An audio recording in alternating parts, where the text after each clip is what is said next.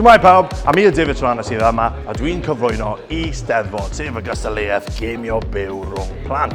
A maen nhw gyd yn cystadlu tuag at ESTEDDFOD ar y 7th o Awst, yn trial ennill 1000 o bunnoedd. A mae hyn gyd wedi digwydd, diolch i ARFOR a Cronfa her. Haia, aelod o tîm O2 yn y Rocky League yn ESTEDDFOD. Hapus awn i mynd drodd i'r Mhontypridd a edrych ymlaen i chwarae. A mae'n neis iawn gael chwarae mewn gyfrwng Gymraeg ar gemau fideo.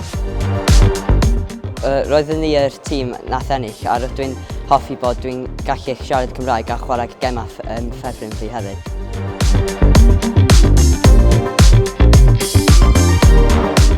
Mae'r Cronfa her wedi ariannu yr ESTEDDFOD a mae hwn yn gyfle i plant a pobl ifanc i siarad Cymraeg mewn gofod gemau. So, da ni'n chwarae FIFA, EAFC, da ni'n neud o ar platfform mawr, mae gennym ni Llwyddo'n, mae gennym ni goliadau, mae gennym ni synnau, a mae gyd yn digwydd yn y iaith Cymraeg. A pam ddim? Pam dylen ni ddim chwarae a cyd chwarae yn Gymraeg? Dyna da ni yma i brofi heddiw a mae yna lot fawr o hwyl yn mynd ymlaen.